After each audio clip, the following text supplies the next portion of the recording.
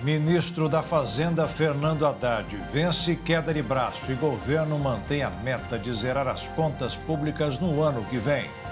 Pesquisa aponta que de 4 em 4 horas, uma pessoa negra foi morta no ano passado. Israel destrói casa do chefe do Hamas na faixa de Gaza, mas ele mora no Catar. Rio de Janeiro bate novo recorde de temperatura e Ministério da Saúde divulga recomendações para enfrentar a situação. No Pantanal, novos focos de incêndio chegam até a rodovia Transpantaneira. Depois de mais um dia em que milhares de pessoas ficaram sem luz por causa da chuva, o prefeito de São Paulo, Ricardo Nunes, pede cancelamento do contrato com a Enel. Internet melhora no Brasil com 84% da população conectada à rede. E carros voadores passam no primeiro teste em Nova York, nos Estados Unidos. Agora no Jornal das 22.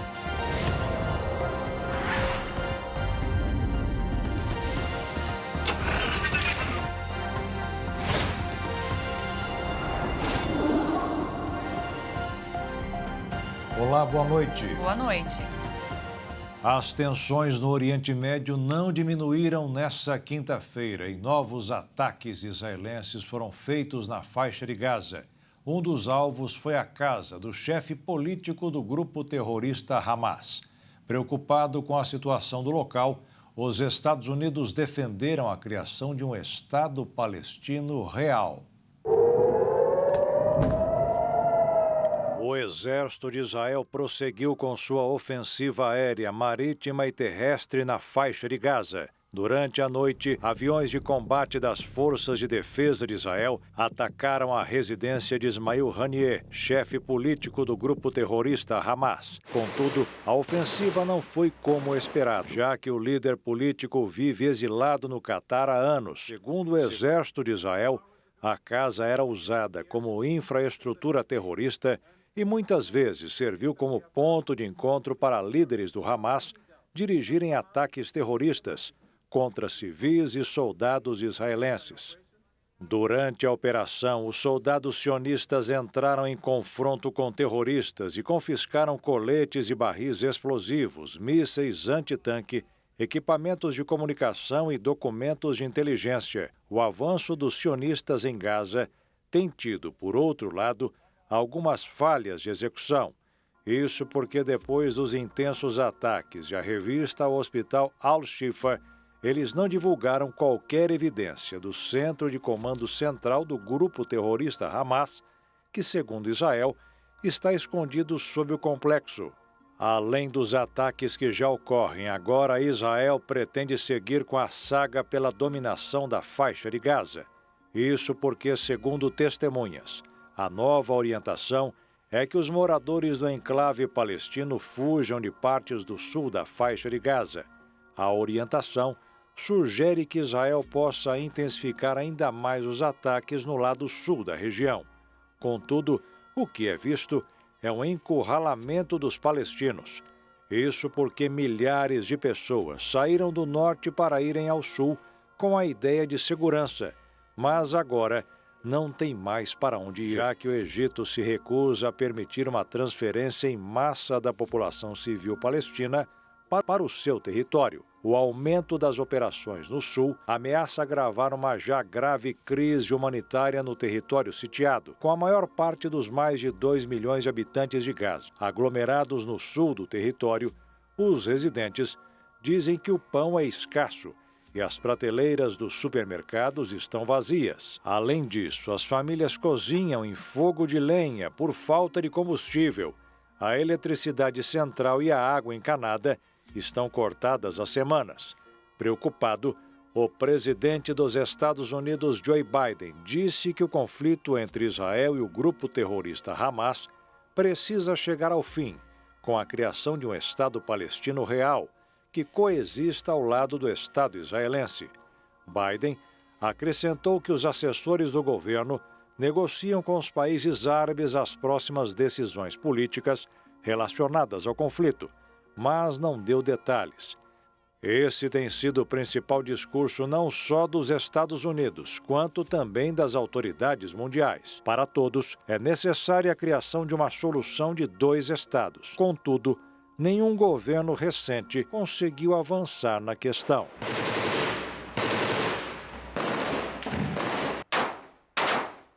E o presidente Lula conversou hoje por telefone com o presidente de Israel, Isaac Herzog. Para saber os detalhes desta conversa, vamos ao vivo a Brasília ouvir a repórter Jaqueline Fonseca. Boa noite, Jaque.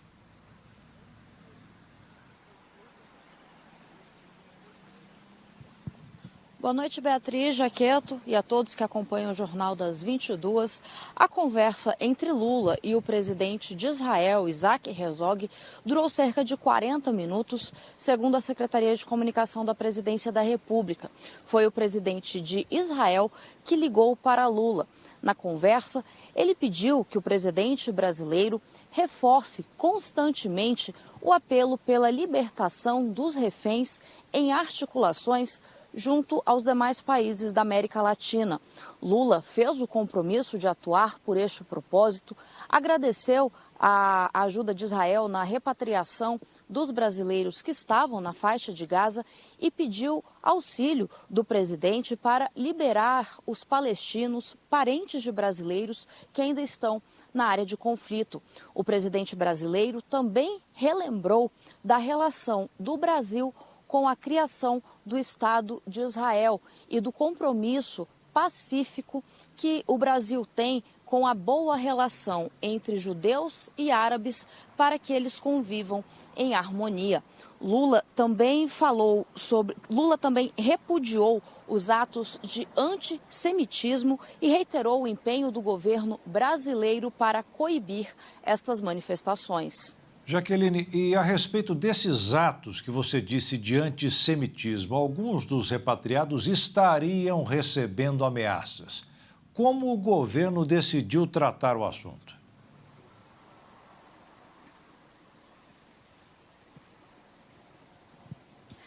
Bom, Jaqueto, a Secretaria Nacional de Justiça, que é vinculada ao Ministério da Justiça, encaminhou algumas denúncias para a Polícia Federal apurar estas ameaças. Hassan Rabi, que é um dos repatriados, recebeu mensagens ofensivas e até ameaças de morte através das redes sociais.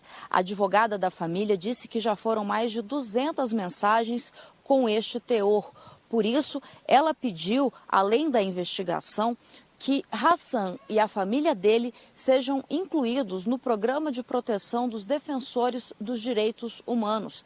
Este programa, essa política, é coordenada pelo Ministério dos Direitos Humanos e da Cidadania, que já está fazendo análise desse pedido. E o Rio de Janeiro voltou a bater recorde de temperatura. Segundo o Instituto Nacional de Meteorologia, a máxima na estação Marambaia foi de 40,6 graus. Com um tempo quente como este, o Ministério da Saúde publicou uma lista com alguns cuidados a serem tomados para evitar riscos à saúde.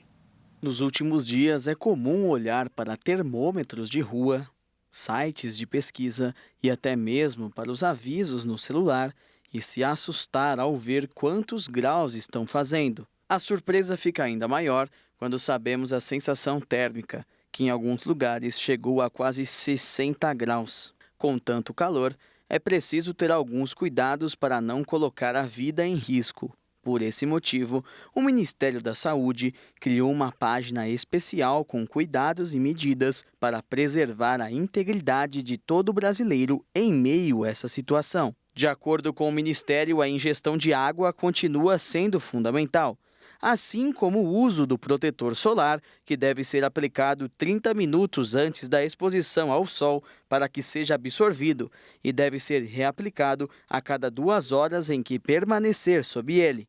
O órgão também fala que as pessoas devem evitar exposição entre 10 da manhã e 4 da tarde, período em que o sol está mais forte. Além disso, idosos, crianças, mulheres grávidas, pessoas doentes ou acamadas são vulneráveis e merecem mais atenção. Algumas das principais dicas dadas pela pasta para superar o calor são Usar chapéus e óculos escuros, usar roupas leves, diminuir os esforços físicos e repousar frequentemente em locais com sombra, frescos e arejados, não deixar crianças ou animais em veículos estacionados, aumentar a ingestão de água ou de sucos de frutas naturais sem adição de açúcar, mesmo sem ter sede, fazer refeições leves, pouco condimentadas e mais frequentes, manter os ambientes úmidos com umidificadores de ar, toalhas molhadas ou baldes de água. As outras dicas podem ser encontradas na página especial preparada pelo Ministério da Saúde, no site gov.br/saúde/pt-BR-assuntos/onda-d-calor. E por causa dessa onda de calor, uma imagem dramática viralizou hoje nas redes sociais. Um vídeo que mostra o desespero de uma mãe enquanto seu filho passava mal dentro de um ônibus no Rio de Janeiro. Nas imagens, a mãe quebra a janela do ônibus da linha 342. O veículo pertence à aviação pavunense. A criança teve um mal-estar. O ar-condicionado do veículo não estava funcionando e as janelas não abriam. O vídeo gravado por passageiros mostra que pessoas chegaram a pedir que o motorista parasse e abrisse a porta. De acordo com a empresa, o veículo saiu da garagem com o ar-condicionado funcionando, mas o equipamento apresentou problemas durante a viagem. E veja a seguir, ministro da Fazenda Fernando Haddad vence queda de braço e governo mantém a meta de zerar as contas públicas no ano que vem. E ainda, internet melhora no Brasil com 84% da população conectada à rede.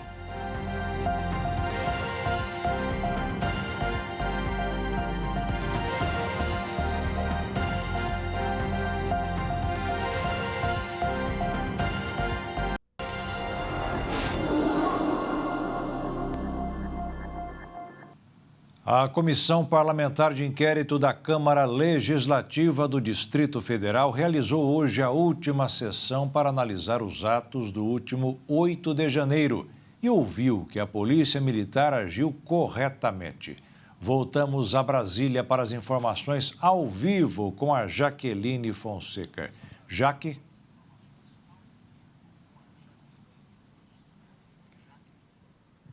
Jaqueto, o último depoimento na CPI dos atos antidemocráticos na Câmara Legislativa do Distrito Federal foi com o coronel Reginaldo Leitão, que comandava o Centro de Inteligência da Polícia Militar no dia 8 de janeiro, dia da invasão dos edifícios sede dos Três Poderes aqui em Brasília. Durante o depoimento, Reginaldo Leitão afirmou que tinha o dever de repassar informações relevantes aos comandantes da Polícia Militar e que todo o trabalho de inteligência foi feito em detalhes para fornecer dados suficientes para balizar a tomada de decisão do alto comando da Polícia Militar. Reginaldo Leitão concordou que houve uma falha na Polícia Militar no dia 8 de janeiro, mas negou um apagão na inteligência, como disse o governador do Distrito Federal, Ibanez Rocha, e o ex-secretário de Segurança Pública, Anderson Torres. É lamentável o que aconteceu no dia 8. Foi dito em determinado momento que tinha havido um apagão na inteligência. Esse apagão não houve agora nós já temos 10 meses que se passou esse evento. Ele já compõe algumas peças, né, que foram produzidas pela PGR e pelo STF. Nós ficamos muito tristes enquanto Polícia Militar pelo que aconteceu no dia 8, mas a inteligência da Polícia Militar ela trabalhou efetivamente. A Comissão Parlamentar de Inquérito da Câmara Legislativa do DF está na reta final e marcou a leitura e a votação do relatório para o dia 29 de novembro. Um estudo realizado pela rede de observatórios com base em dados divulgados pelas Secretarias de Segurança Pública por meio da Lei de Acesso à Informação demonstrou a existência de um racismo estrutural. Isso porque uma pessoa negra foi morta por intervenção policial a cada 4 horas em 8 estados do país. O estudo, denominado pelos pesquisadores como pele-alvo, a bala não erra o negro, demonstrou que de 3.171 registros de morte que tinham a cor da vítima declarada, 87,35% ou 2.770 pessoas eram pretos. Além desse dado preocupante, o que chamou a atenção dos pesquisadores foi a subnotificação da informação racial dos mortos por intervenção policial. Das mais de 4.200 ocorrências vistas por eles, 1 em cada 4 não tinha a informação sobre cor. Dos 8 estados analisados pelo estudo, a Bahia lidera o número de mortes de pessoa de pele negra, com 1.121. O estado assumiu a liderança do ranking de morte de negros por intervenção do estado entre 2021 e 2022. Apenas a cidade de Salvador teve 394 pessoas negras mortas. Quem tinha a maior incidência desse tipo de crime contra negros e caiu para o segundo lugar desde então é o Rio de Janeiro, com 1.042 mortos. Juntos, os dois estados são responsáveis por 66,23% dos óbitos considerados pelo estudo. Os outros estados, como Ceará, Maranhão, Pará, Pernambuco, Piauí e São Paulo, os dados ou mantiveram a média ou demonstraram queda, como é o caso de São Paulo. O estudo mostra que no estado paulista houve uma redução no número de mortes. Foram 867 vítimas em 2021 e 419 no ano passado, sendo 63,9% negras. Os pesquisadores atribuem uma queda tão grande a uma política de redução da letalidade aliada ao uso de câmeras corporais. A pesquisa da Rede de Observatório destaca que a letalidade da população negra em caso de violência policial pode ser maior do que a divulgada por conta da subnotificação e pela falta de detalhes sobre raça. O governo desistiu de mudar a meta fiscal para o ano que vem. O relator do projeto de lei de diretrizes orçamentárias de 2024, deputado federal Danilo Forte, do União Brasil do Ceará, afirmou que se houver alguma alteração será no futuro, agora não. A decisão pode ser interpretada como vitória do ministro da Fazenda, Fernando Haddad, que pretende ganhar mais tempo para ajustar as contas. A meta será gastar apenas o que for arrecadado. Esta decisão repercutiu no mercado financeiro, que também analisou a declaração da presidente do Banco Central dos Estados Unidos, da cidade de Cleveland. Loretta Mester disse que vai demorar para a taxa de inflação voltar ao nível de 2%, como ficou durante vários anos. Com isso, o dólar fechou em alta de 0,17%, encerrando em R$ 4,86 na venda. E a Bolsa de Valores também fechou em alta de 1,20% aos 124.639 pontos. A Agência Nacional de Saúde aprovou a inclusão na lista dos planos de saúde de mais um procedimento obrigatório para o tratamento de câncer. A técnica utilizada para combater a doença em uma parte do intestino deverá ter cobertura a partir do dia 1º de dezembro a todos os clientes dos planos. A lista da ANS atende aos procedimentos exigidos pela Organização Mundial da Saúde. A China superou as previsões dos especialistas ao lançar a internet mais rápida do mundo. Eles estimavam que as redes de ultra alta velocidade só apareceriam por volta de 2025. O novo marco mundial foi conquistado por meio de uma colaboração entre a Huawei e a China Mobile, junto à Universidade Tsinghua e ao provedor de pesquisa Cernet. Segundo um comunicado do país asiático, os testes para aferir a velocidade atingida começaram em 31 de julho e foram aprovados desde então. Foi construída uma rede de 3.000 quilômetros ligando Pequim ao sul da China, conseguindo atingir uma taxa de transmissão de 1,2 terabytes por segundo. Ela é muito mais veloz do que a mais avançada rede de fibra óptica vista nos Estados Unidos, com 400 gigabytes por segundo, por exemplo. Hoje, segundo a OpenSignal, a Coreia do Sul é quem tem a maior velocidade móvel de internet, com conexão de 432,7 megabytes. Já o Brasil tem a velocidade de até 357,8 megabytes. Os envolvidos no projeto dizem que é possível baixar 150 filmes 4K em somente 1 segundo. Ou seja, daria para fazer o download de todo o catálogo global de uma rede de streaming em cerca de meia hora. Apesar do destaque dado pelo governo, é importante notar ainda que a conexão de 1,2 terabytes não chegará diretamente na casa dos consumidores. Ela será utilizada em comunicações que partem de locais específicos. As autoridades dizem que, dessa forma, será possível depender menos de rotas nos Estados Unidos e no Japão. O acesso à internet cresceu no Brasil. Uma nova pesquisa mostrou que atualmente 84% da população está conectada. São ao todo 156 milhões de pessoas acima de 10 anos de idade conectadas à internet no Brasil. A conclusão faz parte do levantamento TIC Domicílios 2023 do Centro Regional de Estudos para o Desenvolvimento da Sociedade da Informação. Entre os entrevistados, 4% afirmaram não ter usado a internet no período pesquisado, ou seja, nos 3 meses antes da data da entrevista. Mas eles declararam o uso de aplicativos que exigem conexão. Se essas pessoas forem contabilizadas, o número de usuários da internet no país sobe para 164 milhões. Segundo a pesquisa, em 2023, 22 milhões de pessoas não usaram a internet no Brasil. 16% das residências brasileiras compartilharam internet com o vizinho. 26% dos domicílios com internet têm conexão de até 50 mega e 29% acima dessa velocidade. 58% dos usuários acessaram a internet apenas pelo celular.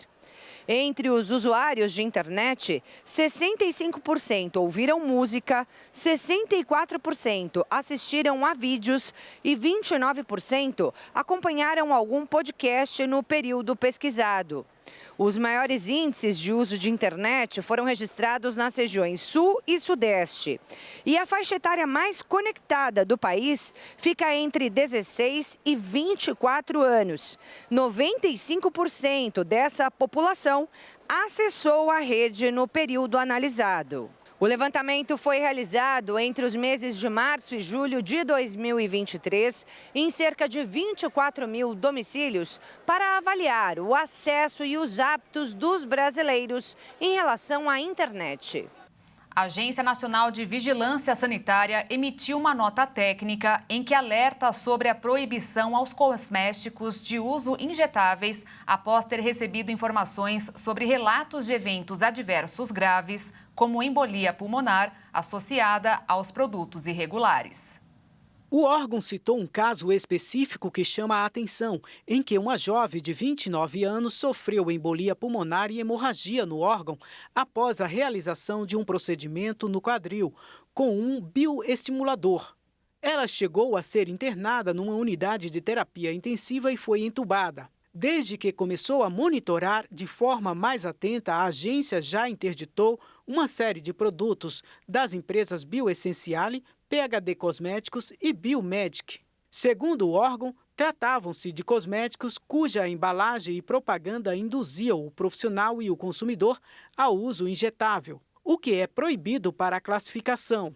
A Anvisa explica que, via de regra, itens regularizados como cosmético no Brasil não podem ser injetável, já que o uso é externo.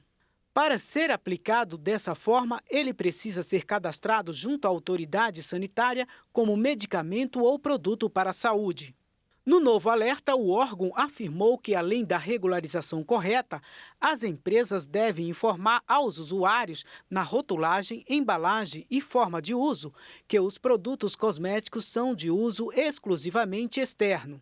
Por isso, orienta que a população esteja atenta para não utilizar de forma injetável itens com a descrição de uso externo no rótulo, já que eles não foram desenvolvidos para essa finalidade e, portanto, não têm a qualidade e a segurança necessárias para serem usados de forma injetável.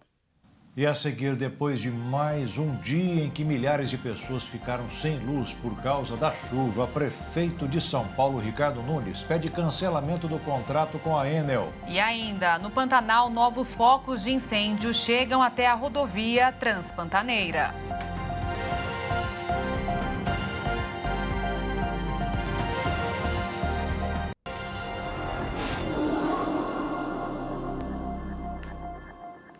O Rio de Janeiro entrou para o seleto grupo de estados que conseguem gerar energia solar suficiente para abastecer 500 mil casas. A onda de calor intensa que atingiu diversas partes do país ocasionou um recorde de consumo de energia. A marca de 100 gigawatts foi atingida às 14 horas e 17 minutos da última segunda-feira. O dado divulgado pelo Operador Nacional do Sistema Elétrico reflete a dificuldade dos cidadãos em lidar com o calor intenso que tem feito nos últimos dias. As regiões Sudeste e Centro-Oeste também registraram o maior patamar de demanda de energia elétrica da história. O Rio de Janeiro chegou a bater 58,5 graus de sensação térmica, a maior marca já confirmada.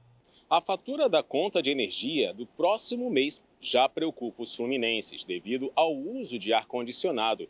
Mas uma novidade é que o Rio de Janeiro atingiu a marca de 1 gigawatt produzido por meio de placas solares. Segundo a Associação Brasileira de Geração Distribuída, o Rio é o 9º estado brasileiro a ultrapassar a barreira de 1 giga. Ele divide o ranking com São Paulo, Bahia, Minas Gerais, Mato Grosso do Sul, Pernambuco, Paraná e Rio Grande do Sul. A marca de produção por energia solar atingida pelos estados brasileiros atesta a aceleração da energia fotovoltaica no país, o que 6 anos atrás, 1 gigawatt era a capacidade instalada em todo o território nacional. O prefeito de São Paulo, Ricardo Nunes, do MDB, pediu para a Agência Nacional de Energia Elétrica cancelar o contrato de concessão com a Enel. O pedido aconteceu após uma sequência de apagões na rede elétrica, que é gerida pela empresa. De acordo com executivos da Enel, pelo menos 20 mil clientes estão sem energia elétrica e quase 300 mil foram afetados pelas chuvas de ontem. Após mais uma noite de apagões na cidade de São Paulo, o prefeito Ricardo Nunes demonstrou seu descontentamento com os serviços prestados pela Enel. Durante a manhã desta quarta-feira, Nunes solicitou a quebra de contrato com a Enel. De acordo com ele, o cancelamento foi solicitado por outros motivos além das quedas de energia constante, como a demora da empresa em instalar energia em unidades básicas de saúde e conjuntos habitacionais. Os moradores da cidade estão transtornados com a empresa. Descontentamento refletido nas reclamações que o Procon de São Paulo recebeu contra a empresa. De janeiro até o dia 9 de novembro deste ano, o órgão registrou mais de 13 mil reclamações de consumidores da capital paulista. Apesar de operar nos municípios, a Enel tem contrato de concessão com a União e é fiscalizada por órgãos federais, já que a empresa herdou o contrato assinado em 1998 com a Eletropaulo, que tem vigência até o ano de 2028. Ainda de acordo com Nunes, outros prefeitos da região metropolitana manifestaram insatisfação com a atuação da empresa durante uma reunião ocorrida no Palácio dos Bandeirantes na segunda-feira. Antes de acionar a ANEEL, Nunes já havia notificado o Procon e entrado com uma ação na Justiça contra a distribuidora de energia. A Enel também é alvo de uma CPI na Câmara Municipal de São Paulo. Enquanto é discutido o futuro do fornecimento de energia elétrica em São Paulo, 290 mil endereços ficaram sem energia na noite de ontem, após rajadas de vento de 60 km por hora afetarem a rede de energia.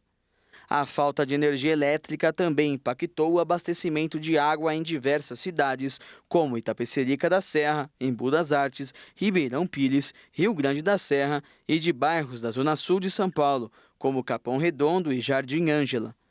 O Centro de Gerenciamento de Emergências Climáticas de São Paulo registrou queda de granizo nos bairros da Consolação, no centro, e no Itaim Paulista, na Zona Leste. No aeroporto de Congonhas, as rajadas de vento ultrapassaram os 40 km por hora. Além disso, diversos semáforos ficaram sem funcionar. De acordo com a CT, Companhia de Engenharia de Tráfego, desde a meia-noite até às 7 horas da manhã desta quinta-feira, foram consertados 99 semáforos. O Corpo de Bombeiros também informou que recebeu 131 chamados para quedas de árvore na região metropolitana, entre as 6 horas da tarde de ontem até amanhã desta quinta-feira, além de 11 chamados para enchentes e alagamentos e 8 ocorrências de desabamentos. O clima em São Paulo deve continuar instável pelos próximos dias. A soma de calor, umidade e a passagem de uma frente fria vão criar condições para temporais, granizo e fortes rajadas de ventos em grande parte do estado. Segundo a Defesa Civil, rajadas de vento podem variar entre 60 e 80 km por hora, com a possibilidade de temporal. Imagens publicadas nas redes sociais mostraram parte do teto de um complexo esportivo indo ao chão após temporal na cidade de Giruá, no Rio Grande do Sul. O desabamento matou uma mulher de 26 anos e feriu 57 pessoas.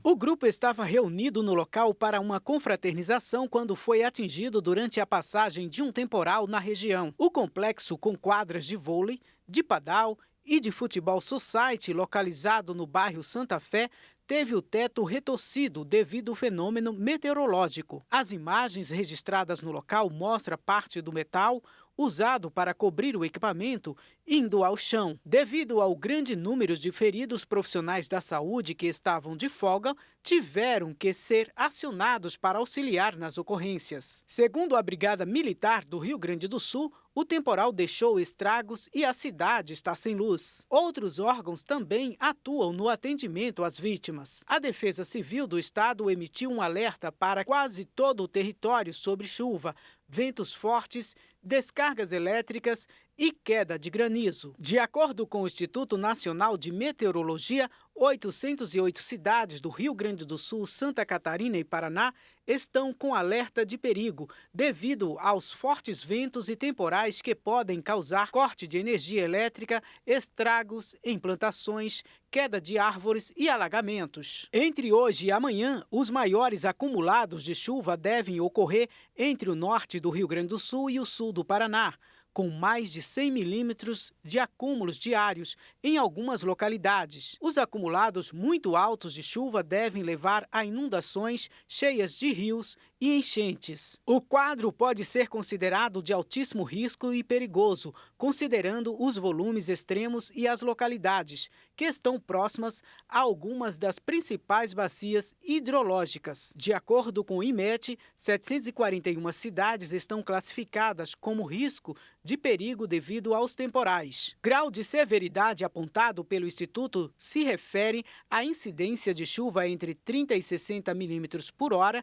ou 50 a 100 milímetros por dia, ventos intensos entre 60 e 100 km por hora e queda de granizo. Também há risco de corte de energia elétrica, estragos em plantações, queda de árvores e alagamentos. Outras 67 cidades, todas localizadas no Rio Grande do Sul, estão classificadas como perigo potencial e sentirão menos os efeitos da chuva. Nesses municípios serão esperados chuvas entre 20 e 30 milímetros por hora ou até 50 milímetros por dia, ventos intensos de 40 a 60 quilômetros por hora e queda de granizo. O risco de falta de luz e inundações é baixo nesses municípios.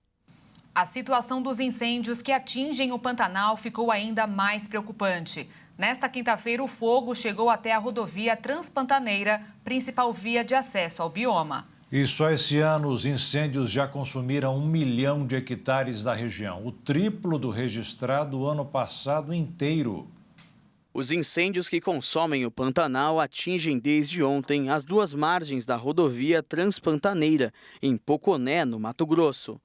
A estrada cruza todo o Pantanal mato-grossense e é o único acesso por terra para fazendas, pousadas e vilas da região, no sul do estado. As chamas concentradas na região de Porto Jofre, às margens do rio Cuiabá, na divisa com Mato Grosso do Sul, são combatidas por terra e pelo ar, com o uso de aeronaves. Para conter o fogo, os agentes estão fazendo os chamados aceiros, que são faixas de limpeza da vegetação. Ao todo, 256 pessoas estão envolvidas na operação, mesmo durante a noite. Durante o dia, as temperaturas ultrapassam os 40 graus Celsius e os ventos fazem com que as chamas avancem. O avanço das chamas até a via é uma preocupação de quem tem fazendas e de quem vive do turismo na região. O Pantanal está registrando o recorde de focos de incêndio em novembro. Em apenas 15 dias, são 3.000 focos, 30% a mais do que o recorde anterior para o mês inteiro. E de janeiro até agora, 7% do Pantanal foi destruído. Em Mato Grosso do Sul, os incêndios atingiram áreas de proteção ambiental do Pantanal Sul e também dificultaram o acesso por rodovias. Na BR-262, em Corumbá, motoristas enfrentaram corredores de fogo na manhã desta quinta-feira. Em alguns trechos, a fumaça encobriu totalmente a estrada. Pelo menos 26 pessoas morreram e mais de 60 ficaram feridas hoje após um incêndio em um prédio empresarial no norte da China. O fogo começou por volta das 7 horas da manhã pelo horário local e se alastrou rapidamente no segundo andar de um edifício de 4 andares. O prédio é de uma empresa que trabalha com carvão mineral.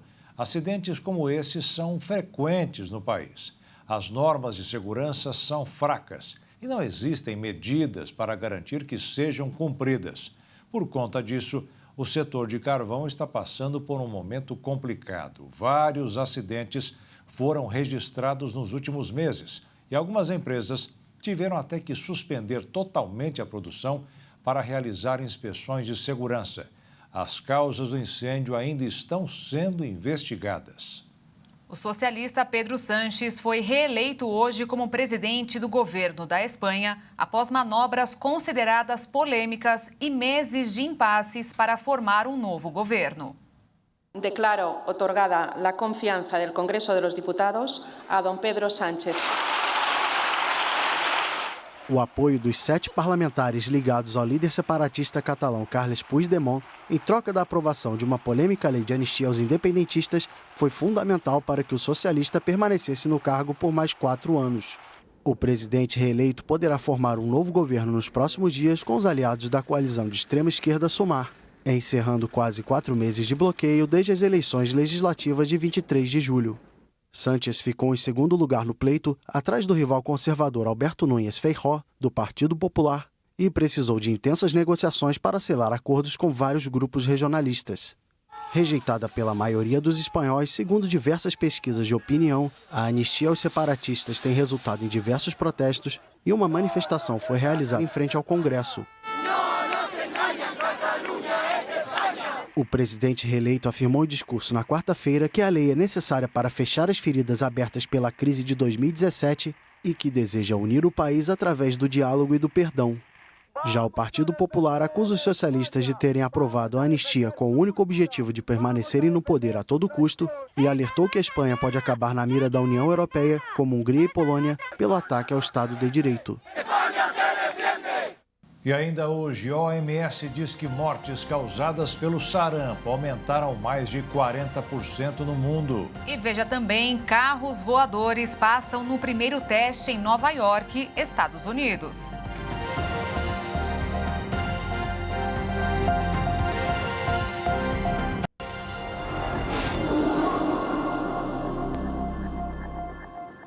Os aumentos nos casos de sarampo e na mortalidade estimada em todo o mundo se repetem todos os anos. E em 2022 não foi exceção. Foram 9 milhões de casos e 136 mil mortes. As estimativas mostram que o sarampo continua a ser uma das principais ameaças às crianças, sobretudo em países mais pobres. No ano passado, teve alta de 18% no número de casos se comparado a 2021. Este aumento significativo surge na sequência de anos consecutivos em que as taxas de vacinação contra o sarampo estavam repetidamente em queda. Os casos e a mortalidade patentes nos dados compilados num relatório publicado pela Organização Mundial da Saúde e pelo CDC são coadjuvados pelas falhas na vacinação encontradas. Quase 22 milhões de crianças não tomaram sequer a primeira dose e outros 11 milhões de crianças não receberam a segunda dose da vacina. Apesar de o sarampo ser uma doença altamente contagiosa e transmissível por contato próximo e por via respiratória, há décadas que as 2 doses de vacinação são eficazes na proteção contra a doença. No caso de Portugal, a vacina é gratuita e está incluída no Plano Nacional de Vacinação desde 1974. Mas os países mais pobres são também aqueles em que as taxas de vacinação são as mais baixas e, consequentemente, onde há menos proteção contra a doença. O crescimento do sarampo também se verifica nos países que enfrentaram surtos em 2022. Foram 37 países, 28 deles na África. Um número bem maior do que os 22 países com surtos em 2021. A vacinação tem sido uma das principais preocupações das organizações de saúde, principalmente depois de 2021 se ter atingido o mais baixo valor de imunização contra o sarampo desde 2008. Esse número pouco aumentou em 2022, apenas 2%. A identificação dos países com maiores dificuldades na gestão desta vacinação é estranhamente fácil, já que metade dos 22 milhões de crianças vive em apenas 10 países. Angola, Brasil, Etiópia, Filipinas, Índia, Indonésia, Madagascar, Nigéria, Paquistão e República Democrática do Congo. As causas desta disparidade são variadas, desde a desconfiança da eficácia da vacinação à falta de acesso a cuidados de saúde e a vacinas. O Ministério dos Direitos Humanos vai criar um programa para atender às necessidades básicas das pessoas que moram nas ruas das cidades com mais de 500 mil habitantes. De acordo com o que foi publicado no Diário Oficial da União de hoje, os espaços públicos deverão oferecer serviços de guarda de bens e de pertences, informações e cuidados básicos de saúde e higiene pessoal. O documento não estabeleceu prazo para o início dessas atividades e nem meta de quantos pontos de apoio serão instalados no país. Muita gente não gosta de ir à academia. Para escapar do compromisso com a saúde, existem vários tipos de desculpas, como estar muito ocupado com os trabalhos domésticos. Mas os especialistas afirmaram que esses simples afazeres podem ser tão eficientes quanto o levantamento de peso. Lavar roupa, tirar os móveis do lugar para varrer o chão, tirar o pó ou limpar os azulejos do banheiro. Atividades que só de falar o nome já fazem bater aquele cansaço. Mas para os cientistas, tudo isso pode ser considerado um bom motivo, já que os trabalhos domésticos são considerados exercícios físicos eficazes na perda de calorias. Segundo eles, essas atividades obrigam as pessoas a fazerem movimentos típicos da ginástica, como agachamentos, levantamento de peso e até dar milhares de passos. Os especialistas afirmam que varrer a casa pode queimar cerca de 80 calorias. Isso porque o processo envolve o movimento de braços, ombros e pernas. No banheiro, esfregar o chão, o box e o vaso sanitário pode fazer você suar muito, sendo possível queimar até 100 calorias. E para ter um resultado ainda melhor, os movimentos como agachamentos ou elevações de panturrilha poderão ser adicionados na sua faxina. Os especialistas também sugerem que lavar a louça da cozinha à mão é uma forma eficaz de fazer exercícios. Essa atividade queima cerca de 160 calorias em apenas 30 minutos. A prática de lavar roupas também é um tanto quanto cansativa. Agachar, colocar a roupa no varal, tirar, transportar pela casa e ainda guardar. Tudo isso poderá ocasionar na perda de 50 calorias em apenas 30 minutos. Um estudo feito na Universidade de Sydney, na Austrália, mostrou que os trabalhos domésticos também podem ajudar a manter a vida de uma pessoa saudável à medida que ela envelhece. Mover o corpo diariamente, durante pelo menos 3 minutos, poderão diminuir o risco de ataque cardíaco e acidente vascular cerebral. Então, quanto mais atividades, melhor. O Botafogo anunciou hoje a contratação de Thiago Nunes como novo treinador do clube. Esse é o 5º técnico do time no ano. O profissional terá a dura missão de reconduzir o Botafogo para a liderança do Campeonato Brasileiro nessas últimas 5 rodadas. E se não conseguir, poderá tentar outras 2 vezes, já que o contrato de Thiago Nunes vai até o final de 2025. A cidade de Nova York, nos Estados Unidos, realizou seus 2 primeiros testes de voos de aeronaves elétricas de decolagem e pouso vertical, também conhecidos como os carros voadores. A fabricante de aeronaves elétricas Joby Aviation alcançou recentemente um marco com o seu voo de exibição no heliporto Downtown Manhattan, na cidade de Nova York. Esse foi o primeiro voo de táxi aéreo elétrico da cidade e a primeira vez que o Joby voou em um ambiente urbano. Joby, em parceria com a Delta Airlines, pretende lançar seu serviço de táxi aéreo em Nova York, oferecendo viagens rápidas e livres de emissões. Além disso, o carro voador, como também é chamado, reduz muito o impacto do ruído dos helicópteros na cidade. Ao contrário de outros fabricantes de aeronaves elétricas de decolagem e pouso vertical, que planejam vender aeronaves para clientes como companhias aéreas e empresas de logísticas, o modelo de negócios da Joby é semelhante a um aplicativo de transportes compartilhado. Após os testes bem-sucedidos, o prefeito da cidade de Nova York, Eric Adams, anunciou planos para eletrificar o heliporto. A ideia é posicionar uma das principais cidades dos Estados Unidos como líder global em voos limpos e silenciosos. O Joby Aviation tem capacidade para 4 passageiros mais um piloto. Além disso, ele tem uma autonomia de 160 km com apenas uma carga e pode atingir uma velocidade máxima de 320 km por hora. A empresa planeja realizar em 2025 as suas primeiras viagens comerciais com o veículo. Outras empresas também estão desenvolvendo seus carros voadores. Entre eles está a Eve, uma subsidiária da Embraer, que planeja realizar seus primeiros voos comerciais em 2026 e projeta ter 12 milhões de passageiros nas cidades de São Paulo e Rio de Janeiro até 2035. O Outubro Rosa terminou, mas os resultados da campanha ainda são vistos em novembro. Mechas de cabelo doadas ao longo de todo o mês passado à Fundação Internacional de Comunicação foram entregues hoje à ONG Cabelegria para a produção de perucas. Fios tecidos com muito cuidado e depois costurados a uma touca. Assim, a ONG Cabelegria produz cerca de 2.000 perucas por ano para entrega gratuita a mulheres em tratamento contra o câncer. Nós enviamos perucas para todo o Brasil, recebemos pedidos até de fora do Brasil, que também enviamos. E além dos envios por correio, nós também temos bancos de perucas móveis, né? Aqui o ateliê onde estamos, tem um outro em Mogi, que está temporariamente fechado, mas já vai reabrir, e um no Rio de Janeiro.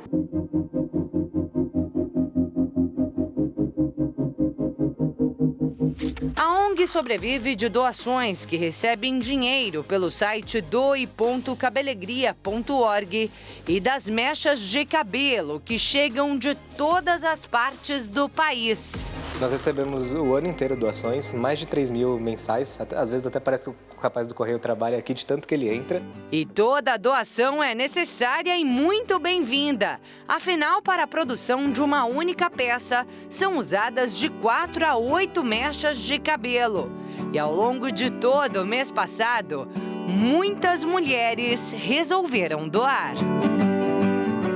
Durante a campanha Outubro Rosa, a Fundação Internacional de Comunicação arrecadou mais de 1.000 mechas de cabelo em parceria com o Ministério Mulheres que Vencem, da Igreja Internacional da Graça de Deus. Parte dessa arrecadação foi levada à ONG Rapunzel Solidária e a outra parte entregue aqui, à Cabelegria. Bom, pensamos em como iremos realizar essa campanha do Outubro Rosa, juntamente com as Mulheres que Vencem, do IGD. Entramos em contato com a pastora Thaís, ela mobilizou todas as mulheres do estado de São Paulo e fizemos essa parceria,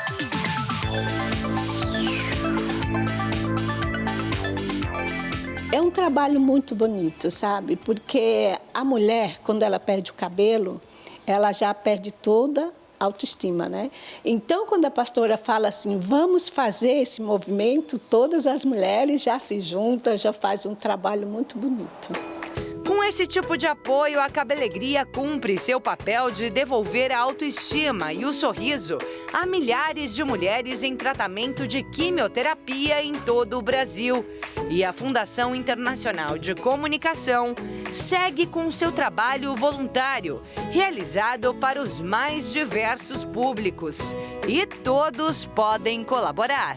Então, se vocês querem arrecadar, se vocês querem doar, entre em contato conosco pelo Instagram também. Lá tem todas as informações certinhos, como arrecadar. Os nossos pontos de coleta são nas Igrejas Internacional da Graça de Deus. E nosso Instagram tem várias fotos de entrega de cesta básica, várias ações. Então, confira lá. E hoje é um dia muito especial. Em 16 de novembro de 1958, nasceu o pastor Jaime de Amorim Campos. São 65 anos de vida, boa parte dela dedicada à obra de Deus. E nós preparamos uma homenagem. Confira. Cristão bem-aventurado, bem-sucedido. Assim é a pessoa que crê na palavra de Deus e vive por ela. Aqui em Madureira estamos vivendo, porque Deus tem abençoado de uma maneira poderosa, como toda a Igreja Internacional da Graça de Deus. Hello, my baby. Oi, paizinho. Feliz aniversário. Eu tô aqui para representar a parte da família e para dizer para o senhor que nós somos muito felizes, muito privilegiados em ter o Senhor na nossa vida, porque se hoje nós adoramos e honramos o nome do nosso Senhor e Salvador Jesus Cristo, foi porque o Senhor nos ensinou.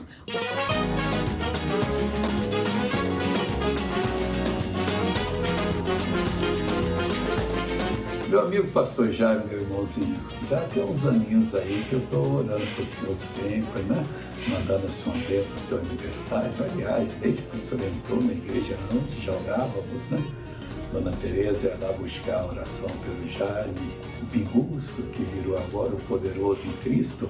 Olha, continue nessa fé, a sua missão é grande, que Deus abençoe você, fortaleça-se no Senhor, em nome de Jesus. Amém. Oh glória, nós damos glória, Ele vem para mudar a nossa história. Oh glória, nós damos glória e vamos todos dar a volta da vitória. O amor de Deus é grande, eu guardo no coração.